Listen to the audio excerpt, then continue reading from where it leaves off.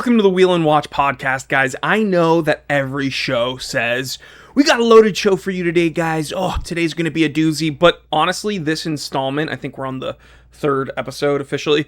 We got some insane shit to talk about. We're going to cover a parasite that has been wreaking havoc on people's underwear. You probably heard about it by the time you're watching this episode. Maybe some of you have been afflicted by it. Comment down below if you've shit your pants in the last 48 hours. No comment on what's happened with me and my underwear. I'm going to be honest with you guys. It's always a mess down there. We're going to cover Swatch's latest Moon Swatch iteration. And just spoiler alert, it's a money grab. I think this one is the most atrocious one yet. We're going to go over just, I'm going to be honest.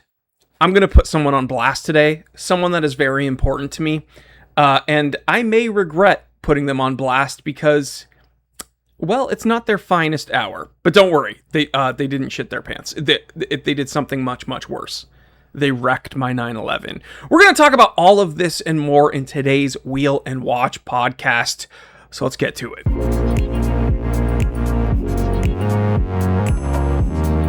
First, some housekeeping. I'm going to be honest, guys. There isn't really anything that's more disappointing than putting off seeing a movie because you know it's overhyped, then finally acquiescing, watching said movie, and being right. You know what I mean? Like, you knew it was going to be overhyped, you didn't want to watch it, someone finally convinced you to watch it, you watch it, and you were disappointed. It is what it is. I'm going to be honest, I'm not like the arbiter of what is good cinema. We all have our own opinions, but I don't know if you've heard about this movie, Obsession. Of course you have. Everyone's heard of it. It's all anyone is talking about. I think what's interesting is the fact that someone who is, like, quote unquote, an outsider of the industry wrote and directed this movie. Curry, who is a Instagram, meme maker, essentially. He makes funny little Instagram reels that do very well. And then to see him step into, the Hollywood ventures and make a feature film to this extent, at this rate of success, it's very promising and inspiring. And, the movie was entertaining. It was, quote unquote, good. However, it definitely wasn't what everyone was saying. And I think social media is Curry Barker, excuse me. That's the person who wrote and directed it. I think Curry Barker is a product of the good and bad of social media. And what I mean by that is he got, notoriety and I suppose a following, his initial large following on social media. That platform allowed him to then, have enough influence to produce a movie like this and have people sign on to it. And, his audience growth is definitely an indicator that he's good at what he does. I'm not taking that away from him. The bad side of social media, though, is I don't think we were supposed to know as much about one another and hear each other's opinions as often. The world has gotten so small and so accessible that we are, playing some big fucked up game of telephone, and everyone heard about this movie Obsession. It was good enough that some people were like, wow, this is entertaining, it's nice. And then it kind of transformed to, this is the best horror movie ever. I can't believe it. It blew my mind. This is God's gift to cinema. I knew it wasn't going to be that. There isn't a perfect movie other than Teenage Mutant Ninja Turtles 2: Secret of the Ooze. That's a different conversation. There isn't another movie that is actually that perfect, so of course, you're going to be disappointed when it gets blown out of proportion. So, yes, Curry Barker gained prominence from the good side of social media. And then the bad side is that when a movie gets this overhyped, it's almost impossible for it not to be disappointing to some people. And unfortunately, it was disappointing to me. The good side of it is it's a very resonant story. You can relate to it as long as you are a person with some form of empathy. You have a pretty girl here. She's cute. You have a guy who has, he's experiencing unrequited love. He wants her attention, her affection. He's so desperate that he makes a wish upon this magic item, and then it kind of all devolves and goes downhill from there. It's kind of the monkey paw scenario where it grants you a wish, but not really in the way you want, and it kind of ruins your life. Well, you can kind of relate to that. Not necessarily the monkey paw, but, being a lonely adolescent, experiencing unrequited love, seeing a pretty girl and wanting her attention. You can relate to that. All the crazy shit that happens after that, is, of course, fictional embellishments. The parts that bothered me, though, is, and this is a spoiler alert, and I know my mom watches my content. She's probably already upset that I made some vulgar jokes at the beginning of this podcast about people shitting their pants. But Mom, if you're watching this, scroll past this for like another minute, because this part is, kind of graphic and sad. And if you don't want the movie to be spoiled, then scroll past this for like about a minute. The guy's cat dies at the beginning, and I get it. It goes full circle. His cat gets into the pills, dies, and then at the end of the movie, he dies from ingesting pills. It's the same pills. Oh, so poetic. But if the premise of this movie is that this girl is obsessed with him and loves him more than, quote, anyone else on the fucking planet, that's what he wishes when he breaks the willow branch, then why is she taking his dead cat out of the, rubbish and placing it in front of him in the kitchen? And then why is she then cutting the dead, decomposed cat up and putting it in his sandwich so that he eats it? Like, I get it. Like, she loves him so much that she starts killing other people and hurting herself and doing crazy things. But, like, if you really love someone, why would you, like, take their cat and feed it to them? That doesn't... I feel like it goes against the whole premise. And then there were some other plot holes that really bothered me. Like, I think his friend's named Ian. And, like, at the end, when he's like, Ian, please, you have to make a wish that I never made a wish. And the guy doesn't believe him, so he's like, oh, I wish for $1 billion. And then $1 billion starts raining down, and he's like, whoa. And then 2 seconds later, he's knocking on the main character's door, and he's like, yo, dude, I have like $1 billion. It's crazy. Yo, are you in there? What's going on? It's like, I didn't know that when you made a wish, it totally just, like, destroys your memory. Because the main character at the beginning of the movie, when he makes a wish that the girl would be obsessed with him, he doesn't forget that she used to not be obsessed with him. So why with Ian, when he made a wish to have $1 billion, he forgot about the whole scenario that the main character was in? It's like he forgot about, like, everything that transpired the whole length of the movie before that point. That really bothered me. But anyway, maybe I'm just nitpicking. I think the movie was overhyped.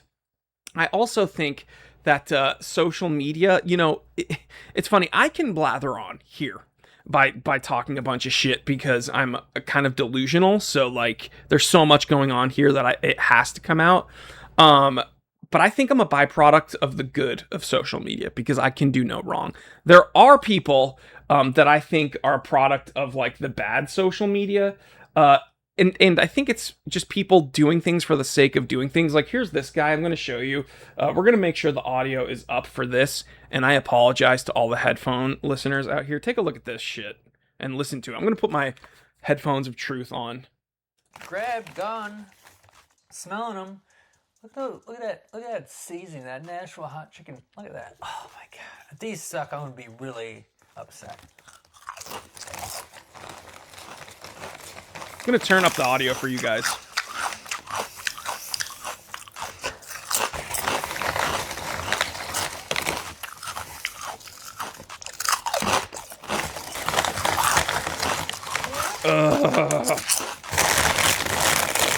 I think I have that thing where I hate hearing people eat.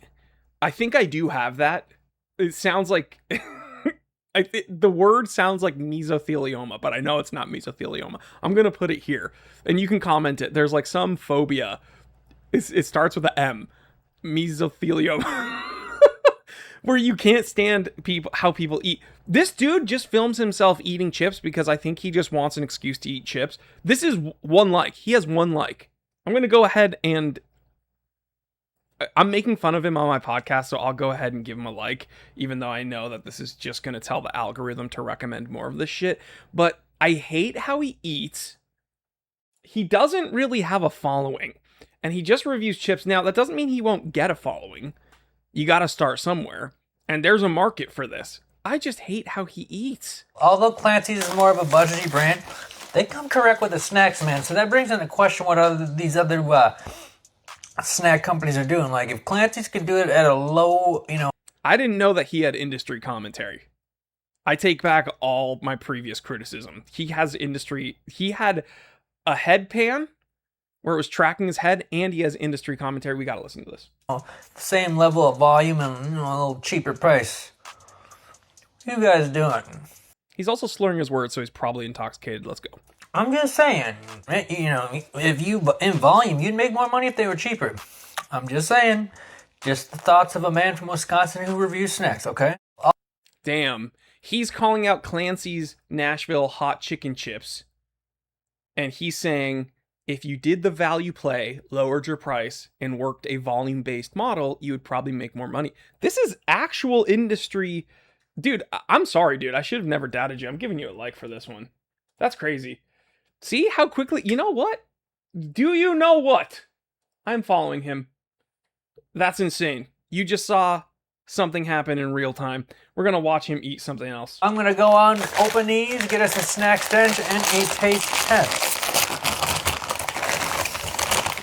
He's using DJI mics, which are good. I use those same ones when I'm doing, dynamic content out and about. But he's got to adjust. He's opening the bags right there, and it's a little bit jarring.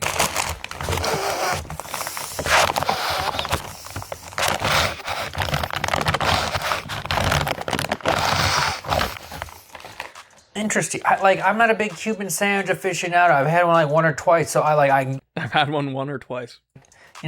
Familiar with one tastes like, so I can't say this is super Cuban sandwichy stench-wise, but I can't stand the lip smacking.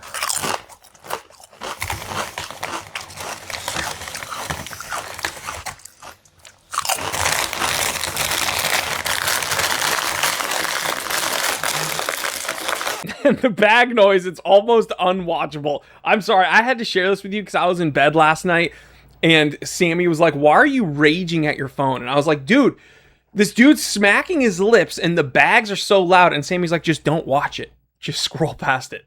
And then I realized I can't control myself. I just hate watch things, just like most people do with my content. It is what it is. This guy's got to be careful what snacks he eats, though, because shit might be going down in his tummy. And I mean, like, literally shit might be going down, depending on what you choose to eat. And I'm going to be honest, I'm very disappointed in this because there is a tiny parasite behind explosive diarrhea cases, and it's predominantly found, or I guess it was initially found, in Taco Bell lettuce. And I love Taco Bell. Taco Bell, how could you do this to me? You were the 4th meal. Remember the 4th meal? Huge bummer, dude. Huge bummer. I haven't, well, you know what? No comment. I may or may not have experienced this once or twice eating Taco Bell. What did the guy say? I may have done this 1 or twice. But apparently this is like a huge issue sweeping the nation.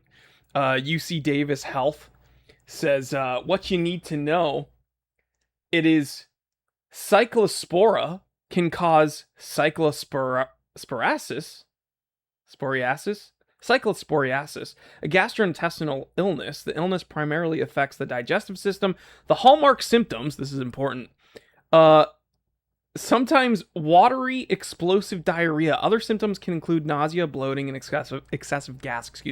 It's not the excessive gas that's the problem. It's that when the watery, explosive diarrhea leaves along with that gas.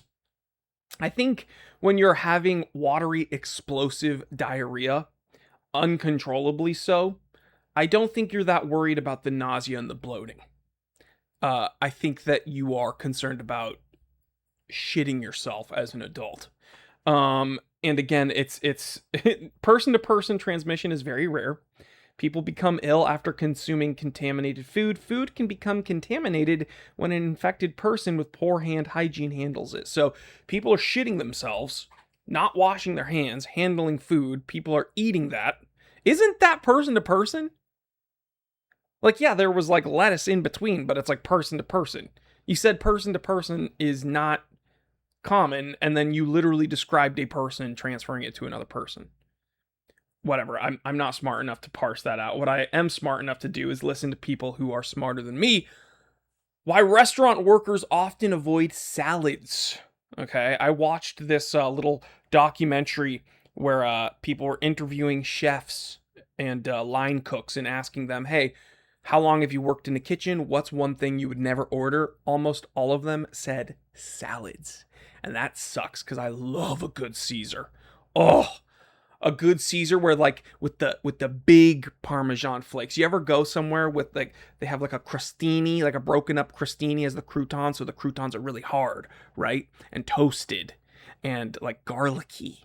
And then they don't skimp with the Parmesan. They have some layered Parmesan in the salad and in the dressing, but then they give you those big flakes. Oh, a good Caesar. You know why a Caesar's the best? Because Caesar salad, when done properly, is barely a salad. You know what I mean? It's mostly just Parmesan cheese, anchovies, and croutons. That it is what it is. And maybe if you're feeling sassy, you put some chicken on there. But yeah, restaurant workers, people that actually see how the sausage is made, or how the salad is made in this case, avoid salads. And there's a reason why. Otherwise, clean establishments might still neglect to bring their salad vegetables to the same standard. Quote, I've worked in a handful of restaurants and none washed their produce. The last one had an almost perfect health inspection every time, but bar fruit and other produce didn't get washed. I normally don't eat restaurant salads. So these people actually like work in kitchens and they see how things are done. And I don't have the picture, but like you can look here. I'll put it right here. You see like fast food workers that are literally like standing in the salads. But I mean, it's not like it's salad. That's the issue there. It's that the restaurant workers are fucking pieces of shit. He probably did a bunch of other shit to other things, and we just don't know about it. Shout out to OK Bud, Ben Kissel. I love his podcast, and he mentioned this parasite, obviously, because everyone's talking about it, but he also mentioned that picture. I think it's like infamous in internet lore. So yeah, just be careful. Probably don't eat your greens, even though your mama told you to. Like probably stay away from certain items at Taco Bell. Don't stop eating Taco Bell. That's never the answer. Keep eating Taco Bell. But just be careful and wear a diaper. Who gives a shit? Just eat, you know what? Eat whatever you want and just wear a diaper. I think we figured out the main issue here. Now, I have something that's a little more serious to bring up, which is this is the Wheel and Watch podcast. Everything up until this point was just housekeeping. I had a lot to say. I only upload here a podcast once a week, guys. So forgive me that, like, what have we done? About 19 minutes, and I've been talking about everything but wheels and watches. We're going to talk about watches right here. Introducing the Swatch Mission to the Moon 1969 Moon Swatch. Why is this the most egregious money grab out of all of them? Well, because this has like every buzzword and buzz property possible, okay? 1969, Mission to the Moon, of course. So it's like, ooh, this is a legit, like this is celebrating the 1969 mission. So that's already going to garner a bunch of people. But then you look, it's limited edition to 1,969 pieces. So it's celebrating 1969. 1969 pieces. We get it. That's another like buzzword thing, buzz property. But also, if you look here, AU75. What is that? That's gold. That's going to get people. Ooh, this one's special. This one has some gold on it. Yeah, a little layer of it perhaps on the dial. The rest is bioceramic garbage. This is a toy that will be scalped and sold at a premium secondhand. We're just gonna see the hype again. I'm nipping it in the bud. This is bullshit. This is the most egregious one yet because it's celebrating the 1969 mission, even though it has nothing to do with it. Doesn't look anything like the original Moonwatch, right? The real 1969 iteration should look like a patented Omega Professional. If you're gonna do one, it should look like the classic one. Maybe some faux patination, make it look old. But no, they put gold on it because they have to make it that much more special so that people waste their money on it and the scalpers go bananas. So stupid. I hate this thing. I fucking hate this thing. I hate all... you know what? Get your bag, Swatch. I actually like Swatch Group, okay? But I fucking hate these. And still, somehow, worse than this is the Blancpain 50 Fathoms ones and then that AP. So, like, this is the most egregious Moonswatch, but still there are things worse somehow. That AP and the Blancpain, those are just absolute garbage. It's so stupid. But, yeah. We're actually, I typically like alternating between watch stories and car stories. We're actually going to get all the watch things out of the way because the last story that I'm going to cover with you is a personal little, I don't know, it's a, I don't want to say anecdote because it's worse than that. It's like a nightmare that I experienced, and I'm putting someone I love on blast. Oof. And it has to do with cars, but we're gonna get some watches out of the way. One thing that I'm super stoked about is I'm gonna show you the thing. It just made me so happy to see tool watches. Now I know what you're thinking. It's like, oh well, okay, like a Seiko Tuna, or perhaps a Marathon. No. Real tool watches. I'm saying watches that are tools. Like, made for a purpose. Right here. What is this? Says Rolex. It has a dial, has small seconds, has a crown. This is the coolest thing I ever fucking seen in my life. It's so awesome, dude. And guess what? It's a tool. This is a Rolex stamped and patented lipstick container with a mirror. How badass. All these old school Art Deco, these sometimes in the industry these are referred to as object watches or object timepieces because it's kind of a miscellaneous object with a clock on it. But I call them tool watches because this is a true tool watch. But the history goes further back than this. This is the first one I've seen from Rolex in a lipstick container. But you know the king of this, Rolex may have the crown logo, but the true king of these tool watch object timepieces, Cartier. I'm not gonna lie. Cartier crushed it. This is why they're my second favorite watchmaker of all time. But look at this. This is a lighter, I believe. And you know what's insane about this? Even though this is a fucking lighter, it is still incredibly Cartier in design. You look at that and you don't even have to see any of the signage on the dial. You're like, yep, that's a Cartier. It's so awesome, dude. It is so awesome. Imagine pulling out a light, dude. Like film noir. You're a private eye. You got the duster, the trench coat. You have the hat. You pull out a smoke. And your lighter is a fucking Cartier. That is awesome, dude. Then you gotta go pay a cabbie. You're like, hey, follow that car, see? You pull out a wad of cash to pay the cabbie. Your money clip is a fucking Cartier. What? That is so cool, dude. There's a money clip. Cartier. Here we have a literal pen and pen knife with a key set. Cartier. And you know what? I wish I could say that I have experience with these in my own collection, and I don't. I went through a junk drawer when I was little when I lived with my parents, and there was an old like belt buckle watch that kind of like slid out, and it was like a belt buckle. I think it was my great grandfather's. My oldest sister has that, I believe. But the only personal experience I have is right here.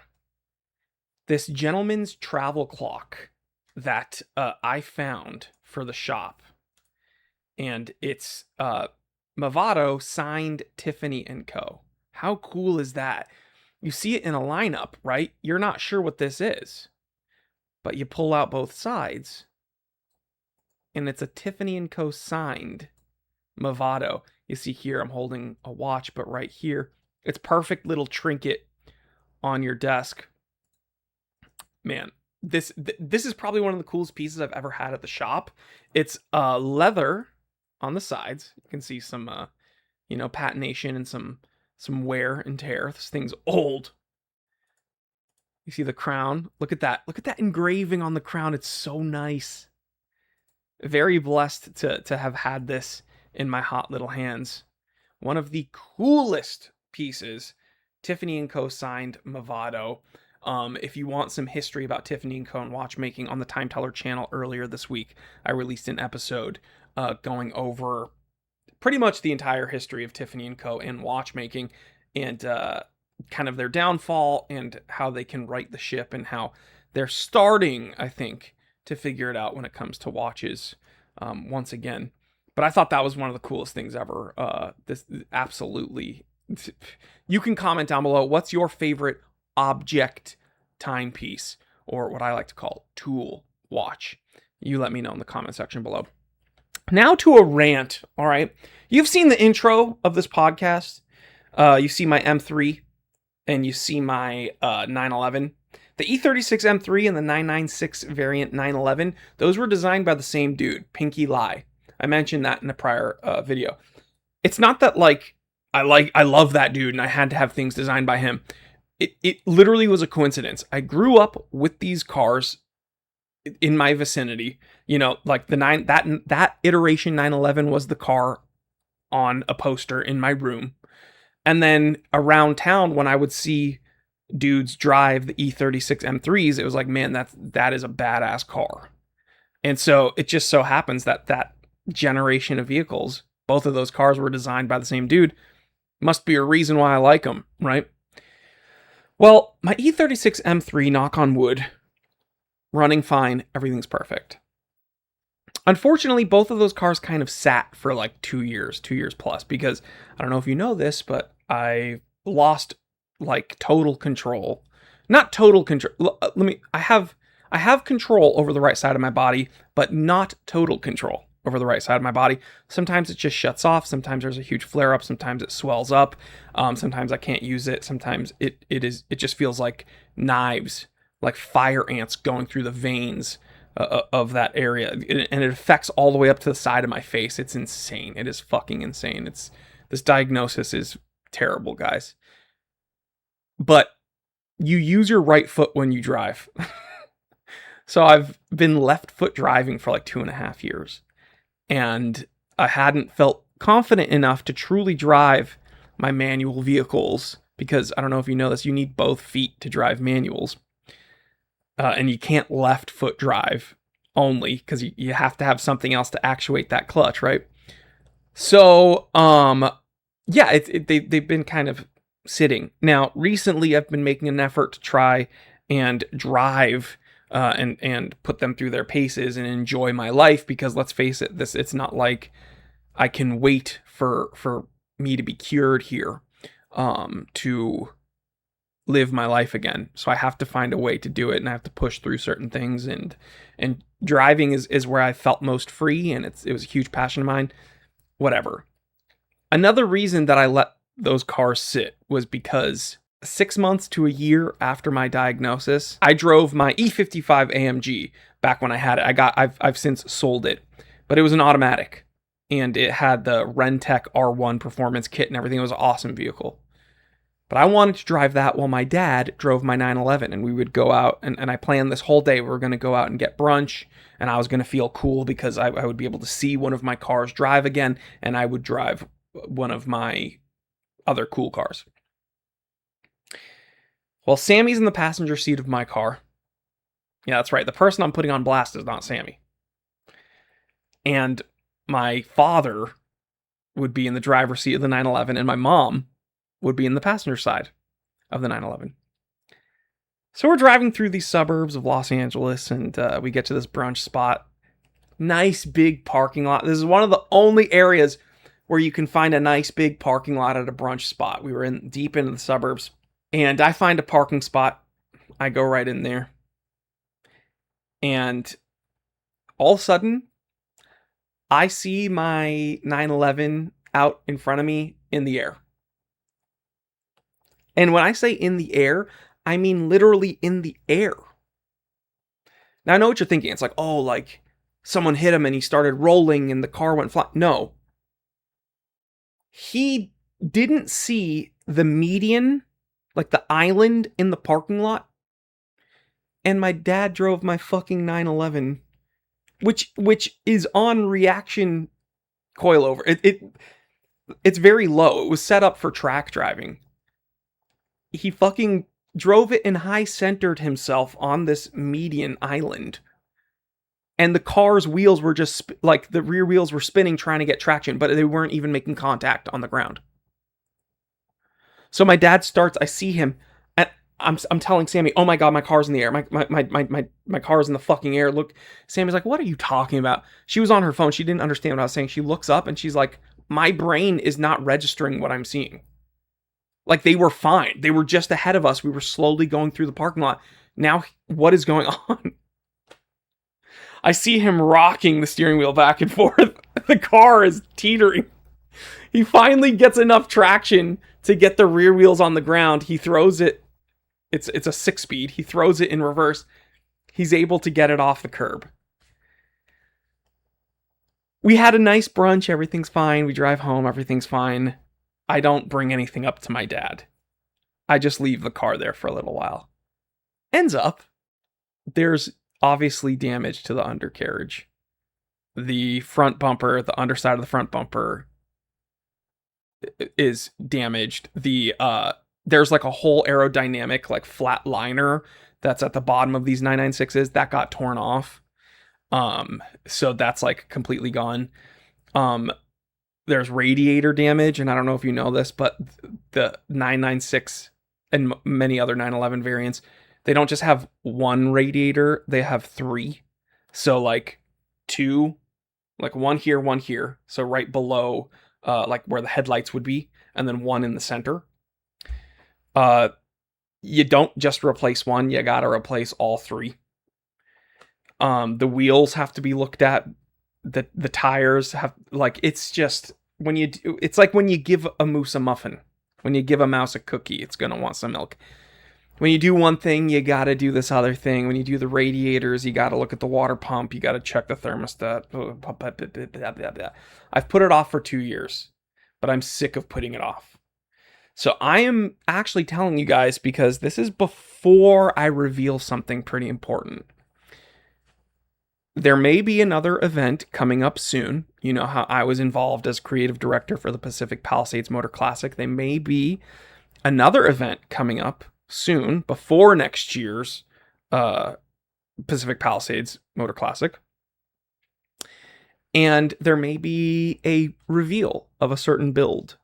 And I am bringing my 911 back from the proverbial dead. I'm getting some brands involved. And it's going to look awesome. It's going to perform awesomely. And I'm kind of giving you a teaser right now, even mentioning this. Don't tell anybody. I'm not going to tell you the brands that are involved yet. But I'm really excited. I have some really cool people helping me out with this. And the way you can support me is just by watching my content, honestly. But yeah, I put my dad on blast. He fucking wrecked my 911. And the utter irony is my dad got me into Porsches. My dad had a 996 when I was growing up. So, like, I was like, oh shit, I love this car. It's so cool. Then when I finally scrape my pennies together and I get one, he wrecks it. Isn't it the other way around? Shouldn't your son be wrecking your cars? So you can be like, why, you're grounded. No, he waits until I'm at my most vulnerable, lowest point in life. And then he takes my pride and joy and fucking... I love you, Dad. I know my dad's not watching this. My mom's probably watching this and she's laughing, but it's going to come back from the dead bigger, badder, better than ever.